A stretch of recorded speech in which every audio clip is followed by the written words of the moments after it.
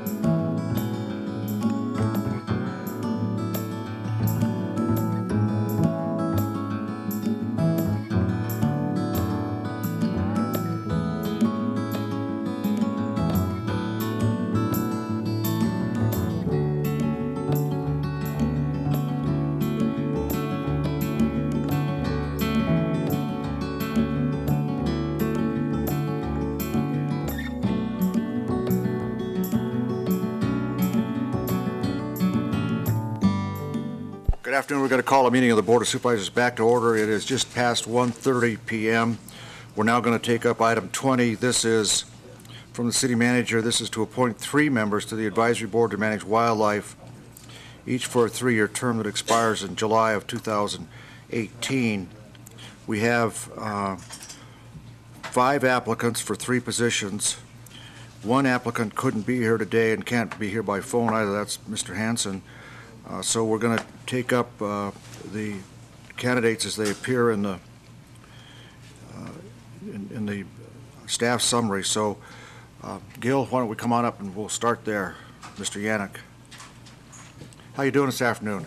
Fine, thank you, Mr. Mayor, members of the board. So, what's going on with the wildlife board, and what do you think? I think it's been pretty busy, sir.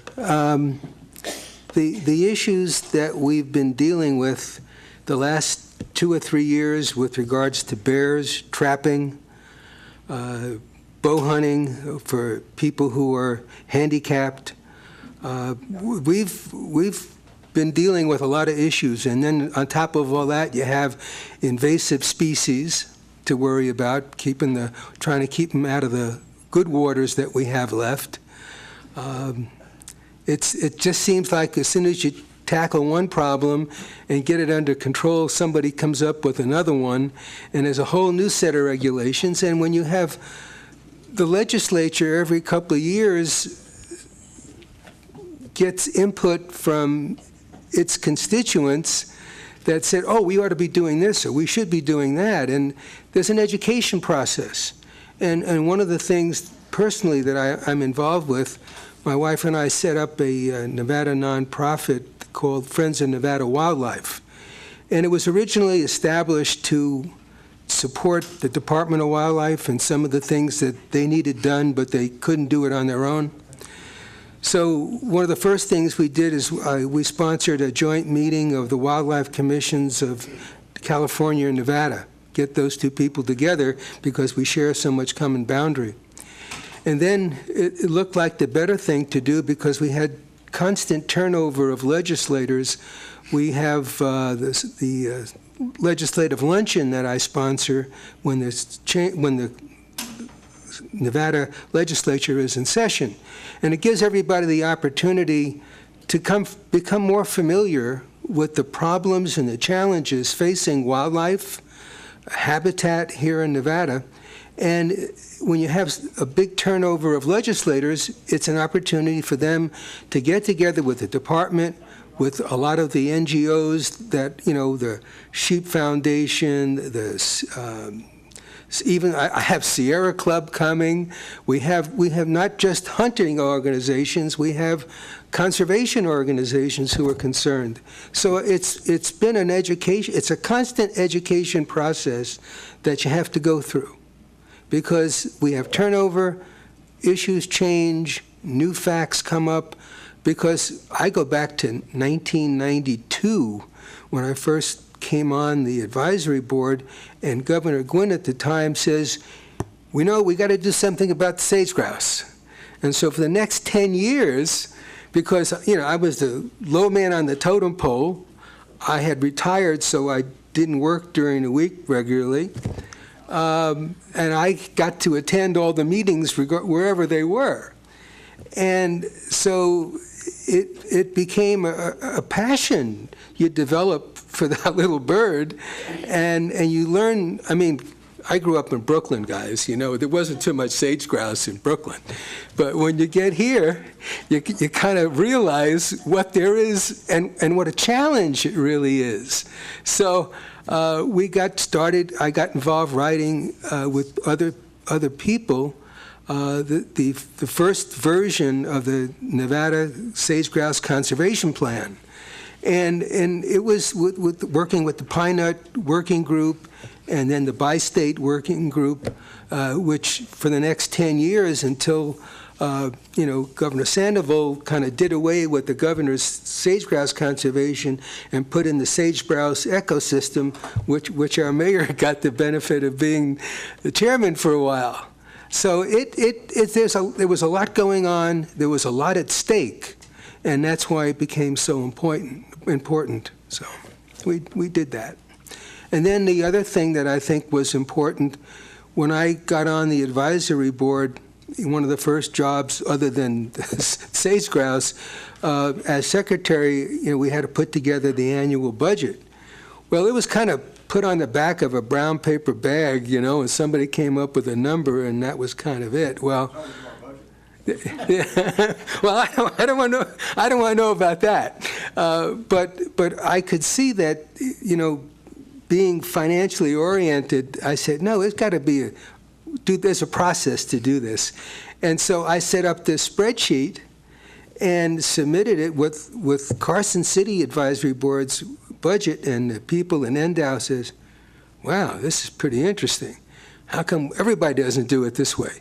So that was kind of the start, and so it became the standard for all the 17 counties to fill out this spreadsheet program that I came up with. And I guess they thought I was doing such a good job, they made me chairman of the Nevada State Wildlife Commission Finance Committee. So, and not being a commissioner, I kind of felt I was on tenuous ground, but none of them wanted to do it, so they welcomed me to get on board. And so it's been an interesting challenge and very diverse, and even things here in Carson City back 4 or 5 years ago when we had the town hall meetings for the bear nuisance, and we set that up, and now lately with the urban deer situation. So I think that there's always something coming up, there's always something that needs attention, and we've been struggling to get people to be on the board. I mean, we only have we have 7 or 8 meetings a year, depending on the number of Wildlife Commission meetings. But in between, there's an awful lot going on in this city that is affected by the wildlife that we come in contact all the time. So it's good. It gives people the opportunity to learn more about the environment that we have here in town. And people usually don't interact with wildlife or get concerned about habitat, but it's something that's really important, and it's a big part of what goes on here in Carson. Very good. Okay. All right, you want to start? Okay, go. Then we'll go the other way. Hi, Gil. Urban deer, as you just mentioned, are increasingly part of the local conversation, and management is key, and emotions run high on either side of that issue. And a lot has been done, and I credit part of that to you, on this issue to educate folks with no budget. So, if the Advisory Committee to Manage Wildlife had a budget, what else would you like to see done regarding the issue? Public education is the main tool that we have to work with. When we researched what other communities did when they were faced with a similar problem, some of the solutions they came up with were just not going to be acceptable to the residents of Carson City. And the problem you got two sides to this problem. Some people said, oh, I want the deer. I love to see him in my backyard. I love to see him down the road. And then you have the other people who are complaining, well, they're eating my roses, and they're doing this, and they're my apples, and all that. Well, the education part of that is going to give these people the opportunity to understand the challenge that you have as a homeowner. If you happen to be in an area where there are deer, here's what you can do to make it less hospitable for them. And the fact that so many people don't realize that you're breaking the law when you feed wild animal. And it goes beyond breaking the law. It goes in, you could be causing more harm to their digestive system, giving them the wrong food at the wrong time of the year. So I think that the public education, putting information on, hopefully, those videos that we collected on the city's website, some of that brochure and handout that was created by Steve Lewis and some of the people from the Extension Center. And I think that's where we got to start. And I at one of the meetings, we talked about something similar to what we did when the bear ordinance was being passed, is have some of these meetings in local areas where people don't have to travel all over. It's 2 blocks away. They can walk over and they can ask questions. They can pick up brochures. They can look at the literature, and the experts will be there. And I think that's our first line of defense. Because anything that goes beyond that, it's not going to be palatable, and it'll be very difficult. Afternoon, Gil. Thanks, Brad. Give us your thoughts on wildfire remediation as it relates to wildlife management, and how can available funding best be used? Well, having lived through the middle of the waterfall fire and saw what the destruction was like and what we tried to do to rehab the landscape. And I with one of the volunteers that planted over 1,000 trees up on the hills around Lakeview, and we just had no convenient way to water it. No constant source of water and so most of the trees didn't make it. The thing is a similar situation when we're dealing with sage grouse. If there is a fire, there's good habitat and there's not so good habitat. Some places, you occasionally, if nature doesn't do it, you need to burn it because you can't get to it in the case or the event of a fire. Pine Nut Range is a perfect example. Some areas were so overgrown, and when we take our sage grouse black counts through there, it was trouble. You couldn't get through some of the brush. It was so thick and overgrown. And pinyon juniper is the biggest problem that we're facing.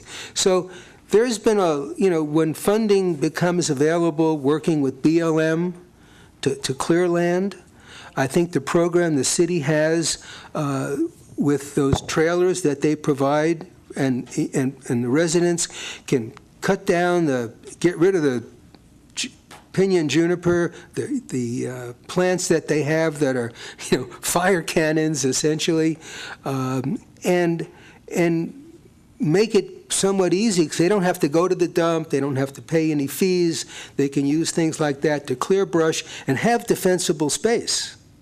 Now, the issue about what do you do long-term? Well, population keeps expanding. We keep clearing more land to build more homes. We encroach upon territories that heretofore were just valleys that nobody cared about. Or I mean, look at the bottom of the hill at Coombs Canyon. It's finally somebody just picked that up and is building one home instead of the 100 that it was originally slated for. So, I drove by there and I looked where he's clearing, and I said, I look at the big hillside behind him and I say, when that water comes down that hill, I sure hope he has a big diversion ditch around the house. But nonetheless, you got areas like that, Voltaire Canyon, and you got the area up in around east, north and south of where Lakeview is, and we try to get after the homeowners, and the fire department. I remember back 8 or 10 years ago, the fire department set out little notices to make sure you got a 3-foot clear radius around your fire hydrant. I mean, I looked at mine. I'll do mine, but I looked at everybody else's. How come they're not doing theirs? But, it's just one of those things. It's tough that we have laws, we have rules. Enforcing is really difficult. So I think with regards to, and I hope I'm not running around your topic, but if I'm not giving you the answers or I'm not being specific, please let me know. But I think that when we think about what do we do to prevent fires, what do we do once a fire starts, which areas get primary concern or receive primary attention when something like that starts, because hindsight's 20/20. And if we look back to the waterfall fire when it started, it was a couple of acres. And then, by the end of the evening, the first evening, we had several thousand acres burning. And, it's, you try to look back and say, what could we have done so we'll know to do it again? And that area has burnt 3 times. And it always burns in the same direction, and it always happens when that wind comes up, it gets out of control. So obviously, we've learned something. We'll continue to learn. We'll continue to improve, fire prevention methods and firefighting methods. Thank you, Gil. Thank you. Good afternoon, Gil. Oh, hi. Hi.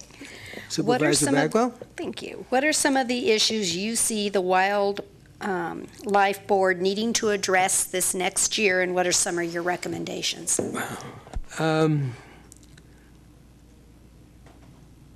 That's kind of a loaded question. And that's not a pun for the Wildlife Board. I think that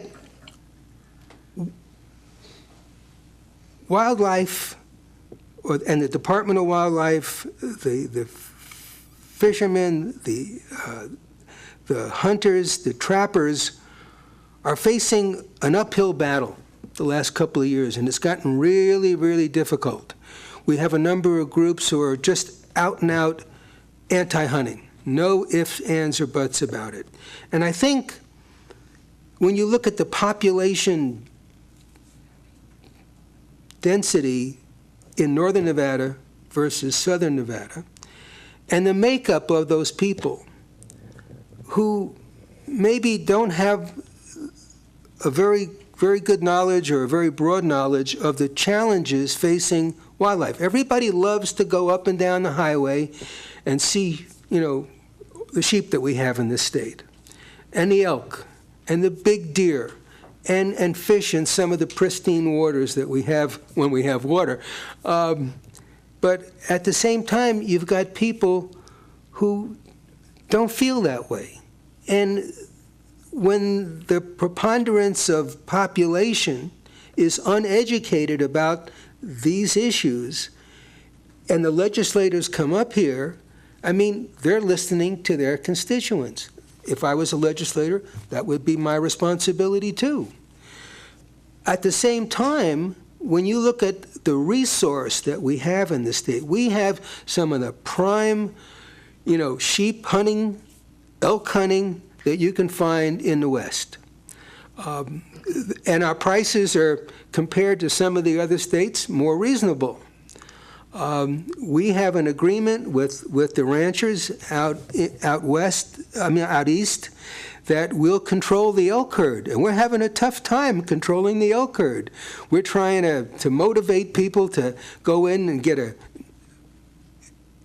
once you draw, you've got to sit out for so many years. Well, but if you want to shoot a cow elk, well, we're going to make it easy for you. And if you put in for an elk and you can't get an elk, we'll give you a deer tag. So, we're doing everything we can to motivate the hunters to keep hunting. Hunting licenses have been on the upswing every year for the last 4 or 5 years, and that's a good thing. The issues that we have with bears, the issues that we have with tortoises, then of course the quagga mussel. So my feeling would be we need to make it easy. We have to provide better education to people who have never and don't understand what wildlife is, what the North American wildlife model really is all about. They brandy that term, but it gets lost in the definition, because if you look at it, it's about 10 or 12 paragraphs. But the whole essence of it is that if you're going to hunt, it's going to be a hunt that's controlled. You're not going to commercialize any part of this. You're going to make it accessible for as many people as possible. And at the same time, we motivate the youth. We have several youth hunts during the year in big game as well as waterfowl. And we do that purposely to get the kids away from their smartphones and their computer games and get them out into the wild and see what there is to offer and learn that experience. Now, I didn't do that until I was 30 years old. And I was lucky to have some friends who were into hunting. And there was a lot to learn. But you develop an appreciation for what it's like out there, for what it provides, and getting people away from the computer screen and getting to see what was here and brought people to this country, this part of the country originally. And the people, you talk to some of these youngsters who go on that hunt, and maybe they're not even successful on their first hunt, but they had such a good time because they were with their friends, their dad, their relatives, and they weren't glued to the TV or to the computer, and they got a chance to benefit from that. So I think that I really want to support what we're doing for the youth.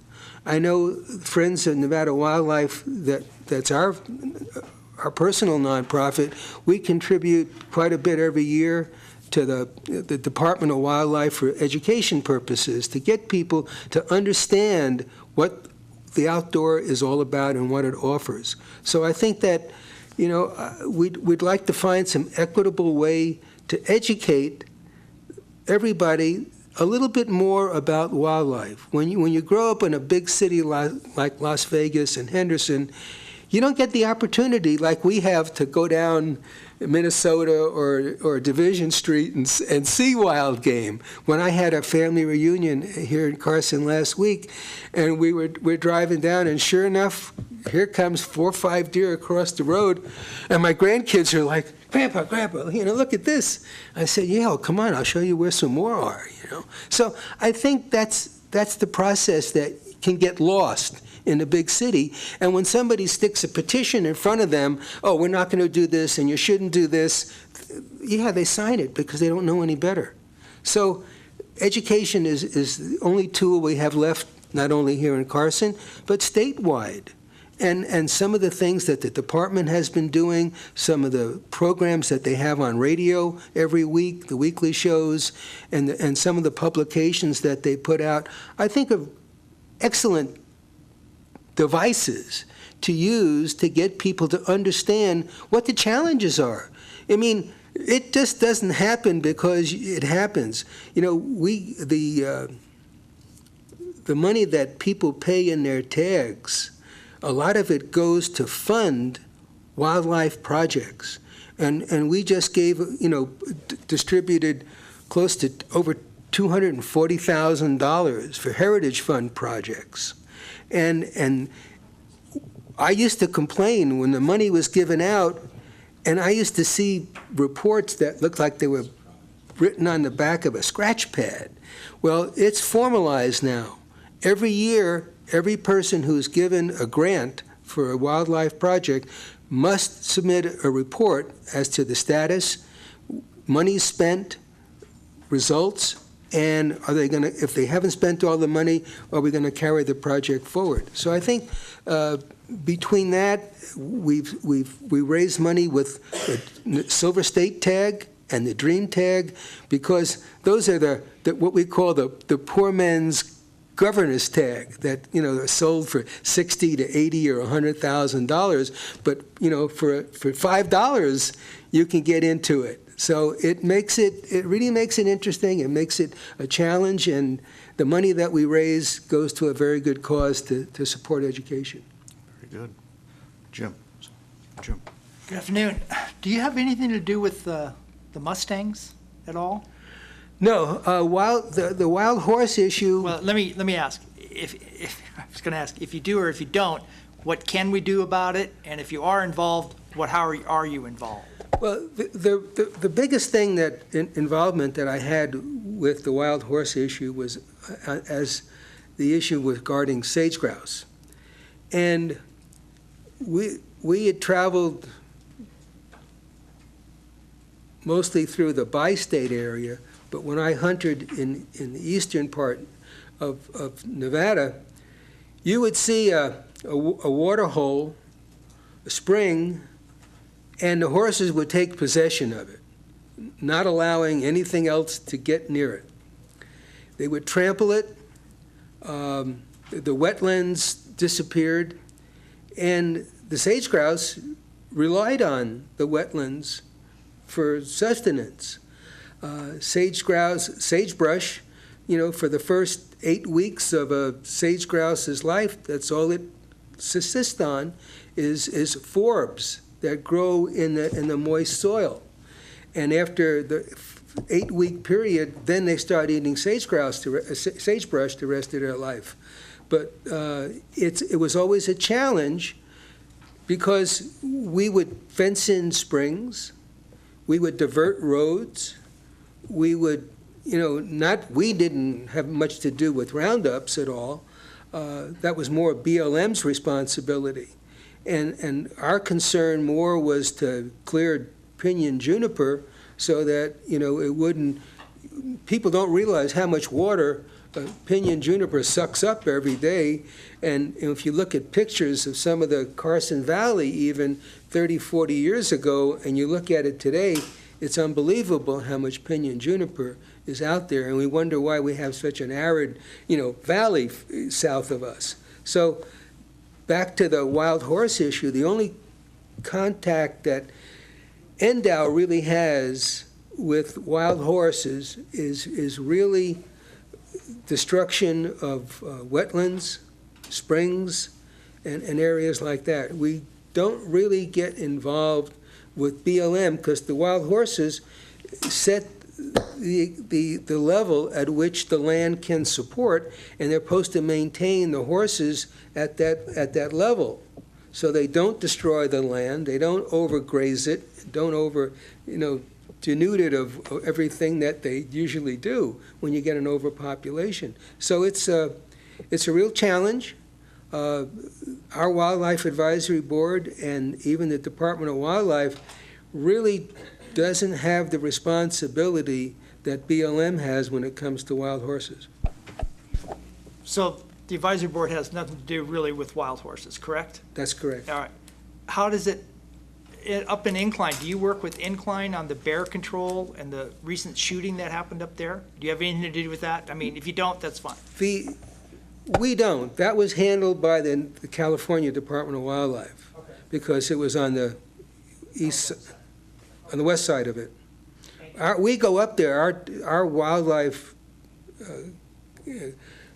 department handles calls in the incline area, and we've trapped bears up there. We look at the damage. There's so many more bears than people realize that are killed by automobiles every year, 2 or 3 times the number that are permitted to be captured, shot. But you don't hear too much about it because it kind of happens every couple of weeks. Thanks, Gil, very much. And on behalf of all of us, thanks for what you do and have done for these years dealing with the wildlife and particularly the sage grouse issue. So you're welcome to hang around here while we do the hard part here. So very articulate. Thank you. Mr. Mayor, I'm going to bring Rob Beamer out of sequence. Doug Martin doesn't have a problem with it. Rob has to get back to work shortly, so I'm going to bring him up.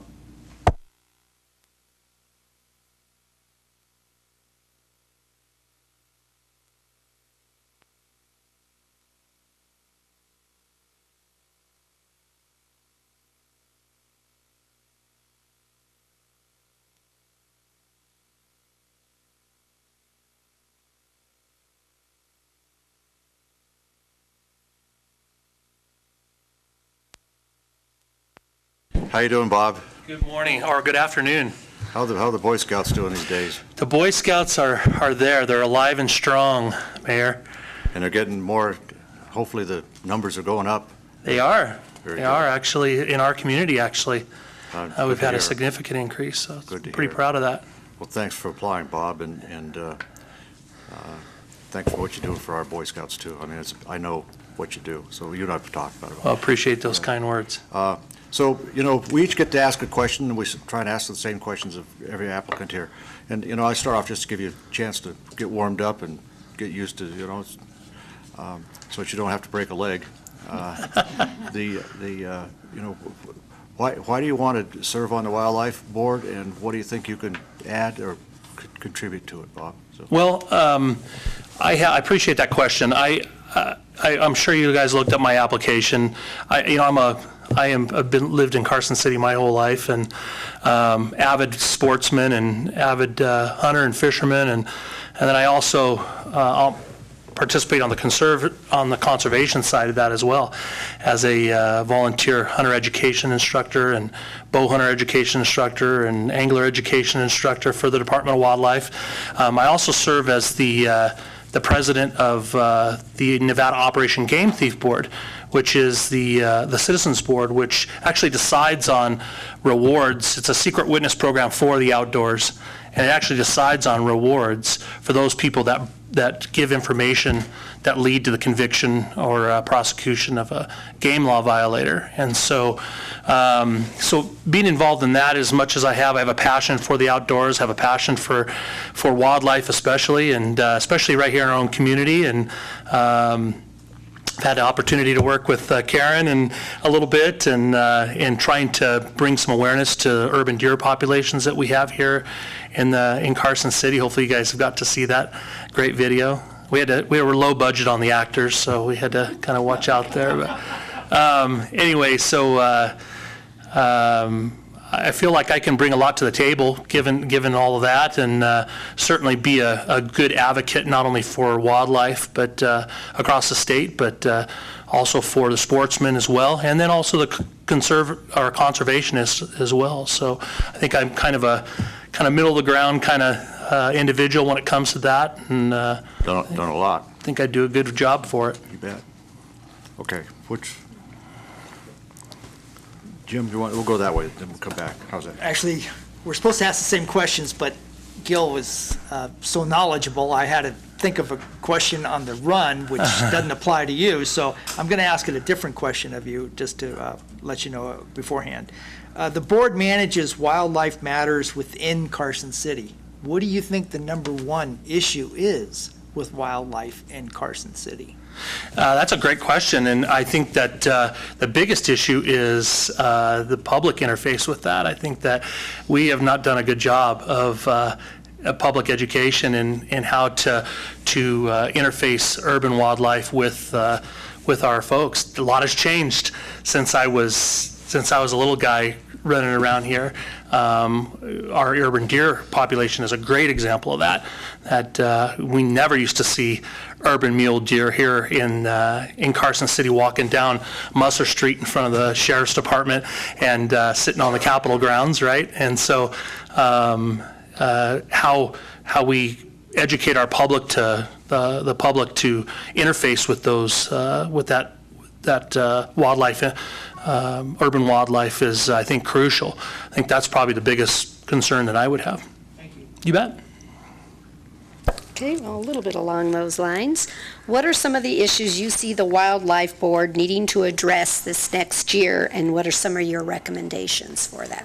Well, so I appreciate that question as well, Lori. I think that with given wildlife throughout the state of Nevada, we have resources here that no other state has, and managing those are becoming even harder and harder. Managing the habitat that we need to sustain those wildlife populations is becoming more and more difficult, and I think that the Wildlife Commission, who this advisory board is going to give county advisement to, is faced with a big challenge there in the next 10, 15, or in the future period. And so what I foresee is with deer and elk populations, especially with the bear populations and the controversy that surrounds that, I foresee that being a little bit more difficult to manage those wildlife populations throughout the state. Right here in our own backyard, we get to see kind of almost all of that, right? We get to see bears, deer, we get to see all of the quail and rabbits and everything that eats people's lawns and vegetation, right? And so I think that we're going to start seeing where the Department of Wildlife has to get a little bit more involved in developing outreach efforts, and they're going to rely a lot on the advisory boards for that, and for public volunteers for that, because we all know that budgetary constraints are going to probably be a struggle there. So. Hi, Robert. Can you give us your thoughts on wildfire remediation as it relates to wildlife management, and how can the available funding best be used? So let me make sure I understand your question. Are you referring to I guess can you reiterate that question? Sure. Maybe I'm not understanding that correctly. Just give me your thoughts on wildfire remediation as it relates to wildlife management in our area. So part of my career, I have a lot of experience in wildlife firefighting, especially, and then also with the management of habitat. And I think that's the biggest thing right there, is that wildfires affect habitat, is what it is, and that's what our wildlife need to sustain, is good quality habitat that contains 5 things. And when we have wildfires, sometimes it's a good thing, sometimes it's not so good. If you have a whole entire range where is overpopulated with let's, for example, mule deer that utilize that range, and a fire comes through and rips, takes all that vegetation that they use to sustain life, there's a high kill ratio, and so that's where management comes in, and so I think they kind of go hand in hand. My personal feeling is that they do, and hence we need to make sure that we step up our management and be aggressive with that. especially if it's right here in our own backyard, So, did that answer your question, I hope? Okay. Hi, Rob, how are you? I'm good, Karen. How are you? Good. I'm one of those low-budget actors, anyway. Yeah, The urban deer, as you know, are increasingly part of our local conversation, and management is key, and emotions run high. You were responsible, in part, for a lot of education to folks at no budget. If you had a budget and had a mission to educate or to do something else with regards to the urban deer, what would that be?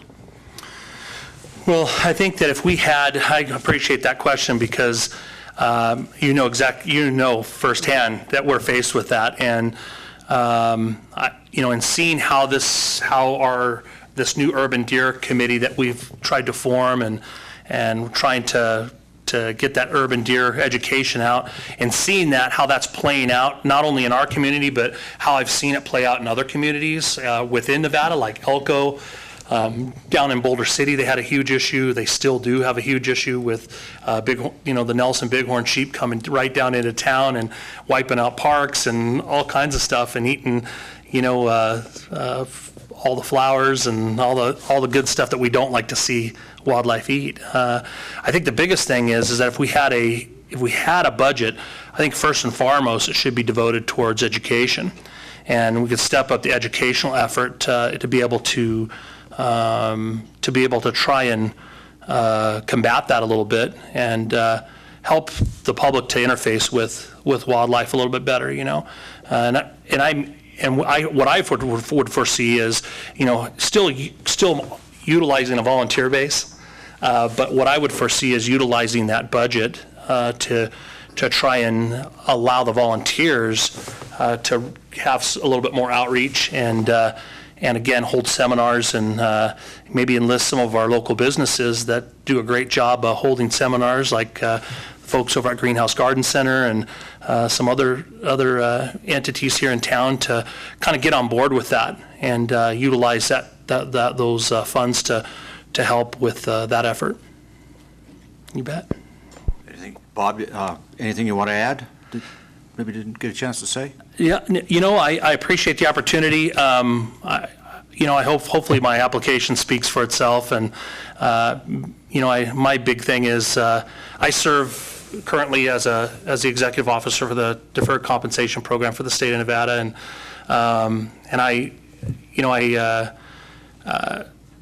goes without saying that I love my community and love living here, and certainly appreciate it. And so I hope that you'll consider that, and as far as with regard to my qualifications, and then also the fact that I'm here to stay. I'm a third generation Carson City man. So you sure are. You sure are. Well, thanks, Bob, and yeah, I appreciate the opportunity to visit with you. Thanks for applying. And I think I speak for all of us here. It says you didn't even break a leg, but you did well. So. Okay. Okay, great. Good deal. Thank you, guys. You're welcome to listen here. So right. The hard decision we have to make comes up here. You bet. Okay. Appreciate you. If you have to get back to work, don't worry about that either. Okay, thank you. See you. All right, we'll see you tomorrow. Okay. All right, Gary. Nice to visit with you. Thanks. Appreciate you.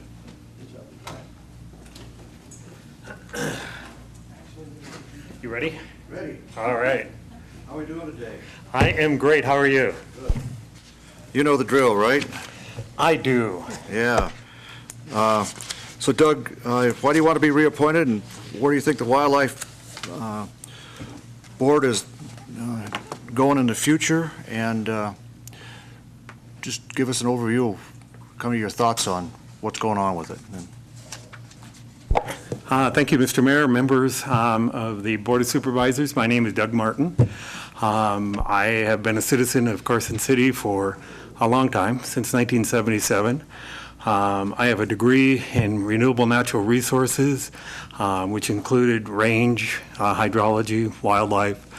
I've been working in the area of natural resources and engineering for 40-some years, and I have a special interest in wildlife, not only as a hunter, but also as a conservationist and somebody who really cares about passing on some of those traditions. As you probably are aware, I am a hunter safety instructor in the state of Nevada. I also am on several boards, one of them being Stillwater Farms Canvasback Gun Club Board.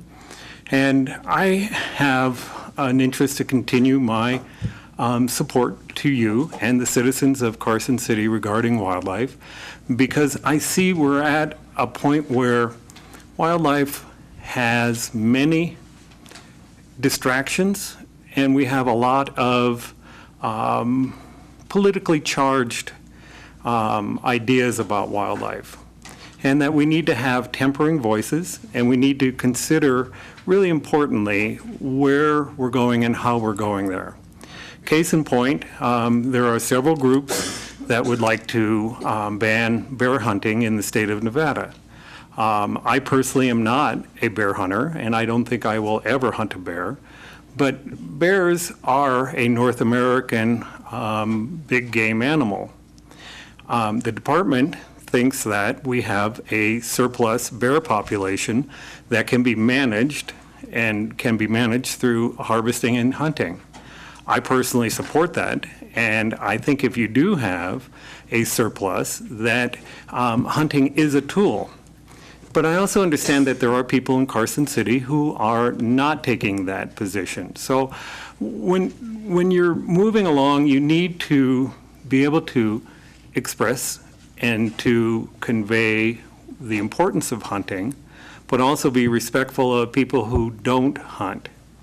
We currently have approximately 10% or less of the population of Nevada that either hunts or fishes. We have approximately 10% or less that are anti-hunting or anti-fishing. We have approximately 80% of the population who are in neither camp. But they don't understand the importance and the role that outdoorsmen, volunteers, hunters, and conservationists have. And part of my personal reason for doing this is I want to try to help people understand those issues. So I've been spewing here for a while, Mayor. Well said, well said. Brad, you want to start, and then we'll go back this way, and then finish up with Karen. Hey, Doug. Hi. Can you give us your thoughts on wildfire remediation as it relates to wildlife management? Could you, what aspect of wildfire mitigation are you talking about? Just give us your thoughts on how wildfire remediation relates to your wildlife management. Well, let me just put on another hat. I am also the co-chair of this thing called the Nevada Pinyon Juniper Partnership. The Pinyon Juniper Partnership is an organization that supports the three foundations of fuels management, forests and woodlands in Nevada, and that is science, science, resources, and utilization. Where I'm going with this is that we have a problem with over-densification of a lot of our woodlands and a lot of our neighborhoods. And it's not just pinyon and juniper, but it's also shrublands, defensible spaces. Pinyon juniper, and specifically pinyon in this area, can become overly dense to the point where it chokes out the understory.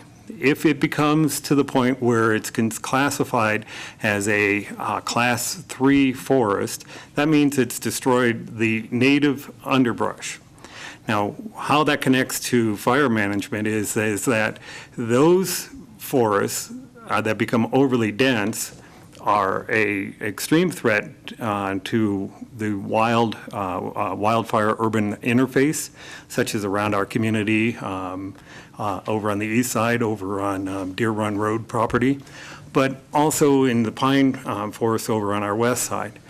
So Overdensification is a fire hazard, but it's also a problem with wildlife. So the two of them actually can merge rather well, and doing active fuels reduction management, if you bring in the natural resource specialist, whether it's Forest Service, BLM, or our own state, Nevada Division of Forestry or Department of Wildlife, you can actually improve the overall situation to the point where you can reduce fire hazard and improve wildlife habitat. Anything that is a monoculture is really restrictive, and monoculture is just single species. Anything of a monoculture is really not that conducive. You more want a mosaic of open vegetation, diversity, and herbaceous understory. So I think I'm saying that wildfire support and suppression, when done especially at a fuels level, fuels treatment level, can really support wildlife. The second thing is that some wildfire is good for wildlife if it is low density type of a fire. Hopefully that answers your question. Hi, Doug. What are some of the issues you see the Wildlife Board needing to address this next year, and what are some of your recommendations to deal with those issues? Well, immediately in Carson City, we have an issue with a growing population of urban wildlife. It is probably focused upon the urban deer population that is growing. In fact, I got a call from a friend of mine who said we went away on vacation and we came back and found a set of twins in my backyard, and what do we do about that? So I see we need to continue educating the residents of Carson City regarding urban wildlife. Why the populations are here, what we can do about it, the potential hazards with urban wildlife. I don't think we should just focus on urban deer, because urban deer, like anything, bring with it its predators, its diseases, its parasites, and its safety and health hazards. So if you take that all across the board, from skunks all the way up to raccoons, deer, mountain lions, coyotes, I think that is a really significant issue that we all should get behind in Carson City. You're welcome. Kind of answered my question when you answered Lori's at the same time. So how do you think we can best educate the citizens of Carson City regarding wildlife? Well, let's take the urban deer project that we took on. We worked with several groups, including, I think in order to educate, you need to be inclusive of all opinions and getting support from almost everybody and educate everyone.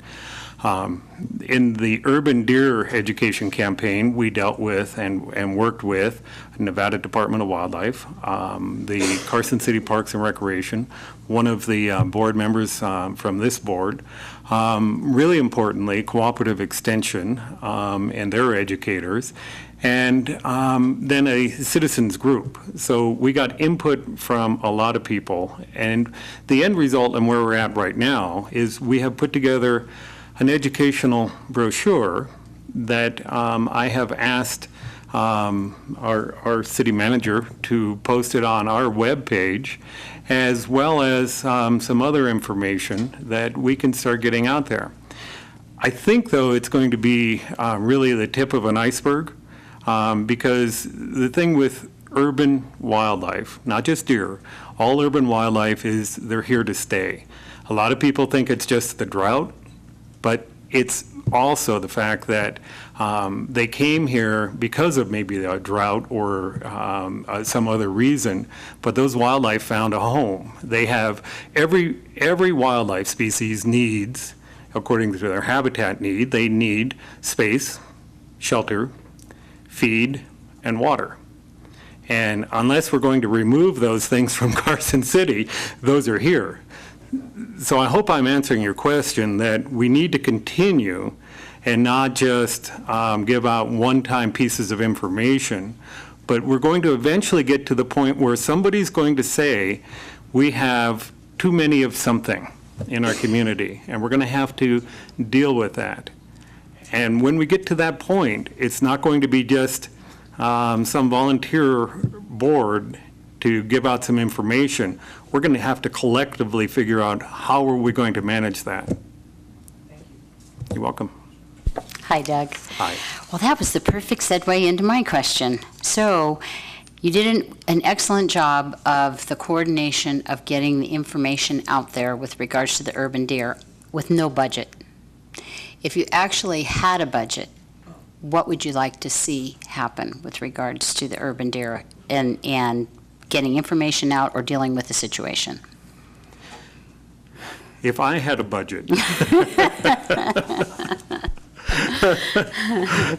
Well, thank you, Supervisor Bound. I think that probably the place to start is a good comprehensive survey of the populations as they currently exist, of not just urban deer, but the other species as well. And then I think the second thing we need is to have a management objective. What is the population that we either desire or will tolerate? So between those two things, those are two different things. So my budget to begin with would be modest. Determine what we have and what can we sustain, both politically and realistically, or from a natural resource perspective. And then from there, we will have to make decisions. So I'll ask for just the modest budget to begin with. Give me $10,000. Great answer. Thank you. You're welcome. Thanks, Doug. Is the new director of wildlife, is that Jack Robb now? I'm sorry, what? Is Jack Robb? Who is it? Oh, Jim? Drew? well, the chairman of the Wildlife Commission is Jeremy Drew, who works for Resource Concepts locally here. And the director, Of the department Right. is Tony Wassley. okay. And the interesting thing is, for the first time that I can remember, the director of the department is a biologist first, a politician second, but he's turned into a wonderful politician. If you have seen Tony Wassley, what's that? I made a wise remark, I said, don't we all? Yeah, yeah. But if you have seen Tony in action, he's excellent. And I got to say, I've been involved with wildlife issues for over 30 years in Nevada, maybe 40. The chairman we have right now is one of the best, if not the best, I've ever seen. Very good. And he's right here, a local product. Thanks, Doug, and thanks for applying, and thanks for doing what you've done all these years, too. Oh, Very you're good. welcome. It's been an eye-opener today, actually. Listen to everybody. It's really fascinating. It is. Well, and stay tuned about this urban wildlife Yeah. issue. We are going to have to do something. I The heard state- about it at noon. What's that? I heard about it at noon from my wife. One of those twins that you had in your backyard snuck over to my yard and ate my plants. But See, and that's where it starts. yeah, At first, we think they're cute, Yeah. and then, and then right. I got you. Well, thanks. We're now going to make are we have somebody waiting, or? You do not, Mr. Mayor, and you have 3 qualified applicants who have come, and you have 3 vacancies on the board. We'll take a motion then to go, make a motion. I move to appoint Doug Martin, Gil Yannick, and Rob Beamer to the Advisory Board to Manage Wildlife, each for a 3-year term that expires July 2018. Motion is second. All in favor, signify by saying aye. Aye. Opposed, nay. We did it. All right. That was so much easier. How about that? Okay, now we're on, before we adjourn, we have concluding public comment. Anybody? Any concluding public comment? Okay, because we're going to adjourn as the Board of Supervisors, and then at 4 o'clock, we're going to reconvene. The Board of Health will reconvene. That's all of us, including the sheriff and Dr. Pintar. So unless there's something further to come before the Board of Supervisors, we're adjourned.